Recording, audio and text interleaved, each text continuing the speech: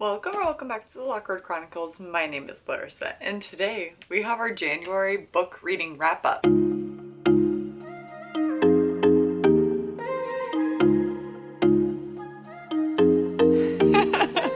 So my goal for the month was to read 5 books, and I read 8. I did listen to a few of them. My commute is so long, and that's the way I pass the time, that and podcasts. It was kind of an average reading month. I had a lot of books rated in the 3s, which is fine. There's some few outstanding ones, but for the most part, it was good. My goal for the year, I forgot to say this in the 2023 reading wrap-up and my 2024 reading goals, is if it's less than a 3, then I'm not reading it. If I'm reading something and I'm like, I don't think this is even going to make it to a 3, I'm just going to DNF it. Alright, well, let's just get into the 8 books that I read. As always, I'm so excited. I do have my trusty stained laptop cover. Laptop in general, I need to get a new case. That is just horrible. Because I tried to be better at taking notes instead of winging it. Not that there's anything wrong with that, because that's most likely what I'll end up doing anyway. The first book that I want to discuss is Beartown by Frederick Bachman. It was great, so I checked it out from my library, not knowing that it's available on Kindle Unlimited. I listened to partial of it on Spotify, which is also included in premium. So this book centers around a small town hockey team in Alaska and how hockey is so integrated into the culture and community of Beartown. Look up trigger warnings before proceeding because it is very graphic. The book is based on what happens to the town and to people when one of the beloved hockey players sexually assaults and rapes one of the girls in town. It was very tragic to read about and to listen to how it ultimately divided the town and caused a scandal, and just the intricacies and dynamics that took place after that occurred. I'm getting like chills just thinking about it. It very much reflected the Chanel Miller versus Brock Turner case. If you are familiar with that case, so the parallels are, it's a promising young man. He had such a future ahead of him. He was a world-class athlete. He was so gifted. He could never do something like this. She is at fault. Why was she drinking? What was she wearing? I'm getting so emotional just based off of this. Very similar to that case of where she is the actual victim, but instead they turn the boy into the victim because he's the promising young man. I honestly had such a visceral reaction to reading this. The assault portion of this is graphic, and that's not a spoiler. It's on the back of the book of like what happens. I obviously won't say who it's about. While I think we've come a long way from when the Chanel Miller case, and I can't remember when this was written, but from when that occurred, I think we've come a long way, but we still have a long ways to go into, you know, actually believing women and hopefully raising men that no means no and to not push. And it doesn't matter. It doesn't matter if somebody says no, it doesn't matter what they're wearing. It doesn't matter if they were flirting with you 2 seconds before. No means no in all cases. The end of discussion. That was kind of a hard hit into 2024. I thought it was done very well and very eloquently as far as my knowledge is concerned in that subject matter. The point of view is it's a multiple POV third person centered. So it is third person and it focuses on different characters and like what they're doing, what they're thinking. Its themes are also really great of like friendship and right versus wrong and what it means to not necessarily take everybody else's path and following the herd and the bravery that it does take to say something. Alright, so the second book that I read was Powerless by Lauren Roberts, and this is, I think it's considered YA, I'm not really sure, but it's dual POV first person told between Peyton and Kai. And Kai is the prince and is the second born, and he is the enforcer, so pretty much he's the executioner of the land. And it's a magical society where people have powers. There's a hierarchy of powers too, like some people have really great ones and some ones are just like mundane and they're called the mundanes. And then there's the people that don't have powers, which were led to believe that they caused a plight and they were banished from the society, and anybody that is found as a normal person is executed. Hay is an ordinary and she has kind of disguised into her powers, like her father very much showed her how to blend into the society. Then there's some trials that happen to celebrate, I don't know, honestly. They make it seem like not a big deal, but also death can occur, and I am unsure of what the point of them is. And I know I said that throughout the whole reading vlog, and I still don't get it. And after hearing other people talk about them, yeah, it was very much compared to the Hunger Games, but the Hunger Games is like top tier. Like, I really wish people would stop comparing books to the Hunger Games, because that was absolutely flawless. The execution of that series was flawless, and this is Lauren Roberts' debut novel, and she did a really great job, but it just did not seem complete or fully thought through. There was just a lot of plot holes in the society, like why the trials are taking place, what the motivation is for winning the trials, what the crowd involvement is for having a favorite of these trials, or like of the participants of the trials. It wasn't fully explained or fleshed out, and it was fine. It was fine. I will continue with the series, but I wish I would have loved it compared to how other people love it. It just, comparing it to the Hunger Games is, I know what it was trying to do, and like there's not really any new concepts in this book. It was enjoyable for the most part. I just was very frustrated as to not understanding the world that this book takes place in. I didn't understand the trials. There were a lot of twists at the end, and I really did love the banter and the tension between Peyton and Kai. I was there for the banter and the love story, and I liked that. I liked that, but as a whole, did not enjoy the world itself. Well, I did not enjoy it. I just wish it would have been created more and more developed, I guess. So we'll see what happens with the next book in the series, and if she continues to grow as a writer. I'm excited to see her grow as a writer. Then the next book, well, it was technically a novella, is Veronica, Ruse Breaks the Bank, and this is a novella of the Finlay Donovan series. It was so fun. If you love a cozy mystery, this is the series for you.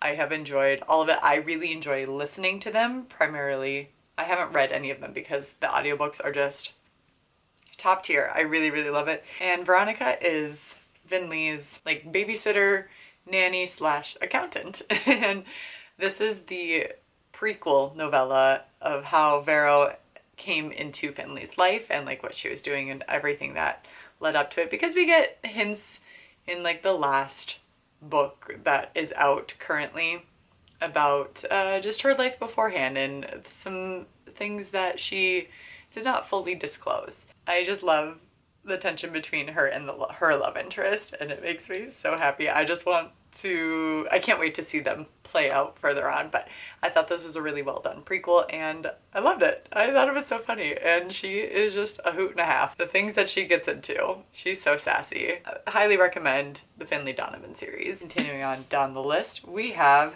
Ruthless Vows by Rebecca Ross. I'll put that here.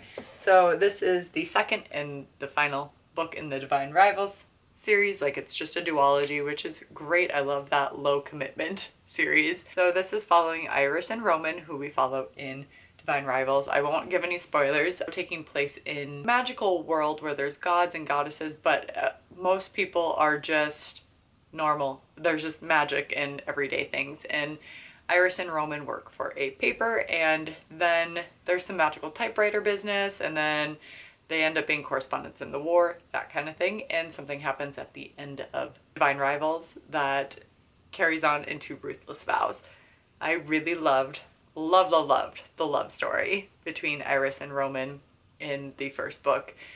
In this one, it is very good. However, it focuses on more of the god and goddesses that the war is taking place between, and we kind of get a little more insight into everything like that. The ending, I was very sad about a few things that happened. I kind of wish it was a trilogy, to be completely honest, but I feel like it wrapped up very nicely and I highly enjoyed it. And you'll see this book in an upcoming reading vlog. I am getting through my backlist titles, look at me go, and that is Maybe in Another Life by Taylor Jenkins Reid. Love Taylor Jenkins Reid's writing, and it's really cool to see what she was writing prior to like her historical fiction, like Evelyn Hugo, all of that, those books.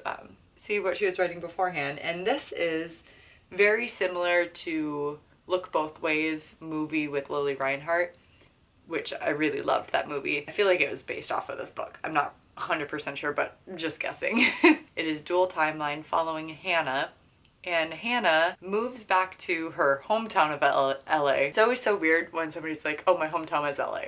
It's weird to me. I don't know why. But when you say hometown, I'm just like thinking small town. Hannah moves back to LA into her friend Gabby's house with Gabby's husband. And on her first night home, they're taking on the world. It's so exciting. They have a little party as like a welcome home. Hannah's ex-boyfriend, who she thought was her soulmate and the person that she was destined to be with, Ethan, shows up and they start to chat and whatnot. Then it comes to the end of the evening. Gabby comes to Hannah and she's like, hey, we're headed home. Do you want to come with us or do you want to stay? Then that's where the timeline splits. We follow in one timeline. Gabby's timeline is what I refer to it as, is she goes home with Gabby. The other timeline, which is Ethan's timeline, she goes with Ethan and stays out with him. And it just goes there. There are definitely some cross-sectionals, and it is the study of what happens when we make one choice and the impact of that choice and where it leads us into the future and if there is any overlapping. And it was really cool to see just like the dialogues that were very similar and then situations that happened that were similar, some crossovers of characters that were similar, but also the differences between them. I think it was a really great book, especially if you're feeling lost a little bit and like unsure of how to proceed in life. And because Hannah is floundering, she's unsure of where she wants to be. She's never really felt like any place has felt like home. How important your female friendships are, your best friendships, and how important it is to have that support and be with one another. I will say that this book definitely shows a lot of privilege that Hannah has while she is down on her luck. She does have a wonderful support system, and not everybody is as fortunate to have the options and the abilities that she is able to. And then let's go with this one. Oh my gosh. All right, so this is Butcher and Blackbird by Brynne Weaver. Oh my goodness, what a delightful read. What a spicy read. What a dark, twisted read. I loved this book so much. So this is following Rowan and Sloane, and they are two serial killers who kill serial killers, and they happen upon one another, and then they make kind of like an event, a yearly event out of it, where they go after a serial killer, and whoever gets them first wins that. It's so good. It's so good. There are a lot of trigger warnings in this book, but I feel like they're done in a very funny way.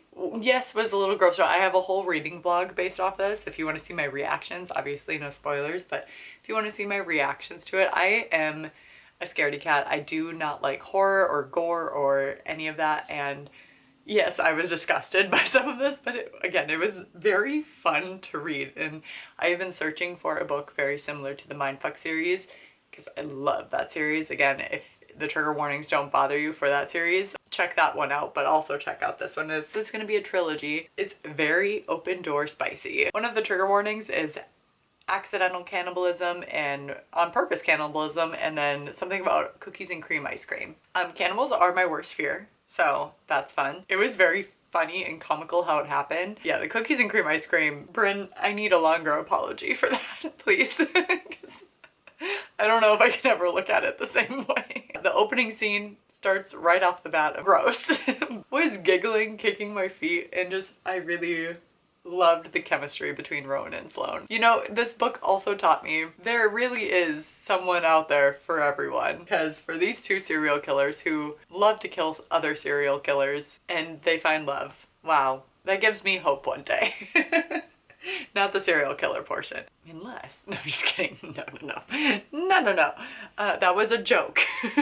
I read Looking for Alaska. And again, you guys, this was another backlist book on my TBR. Look at me go. I am unstoppable. I am Kim Possible. So this is Looking for Alaska by John Green, and it's a YA coming of age, and it takes place at a boarding school in Alabama. Kind of the friendship mainly between Miles, Chip, or Colonel is what he's referred to, and Alaska Young. Takumi also, and Lara as well. So I primarily listened to this. I did read like the last 10 pages, mainly because I was cleaning. So the audiobook is narrated by Will Wheaton. And when I heard that, I was so excited.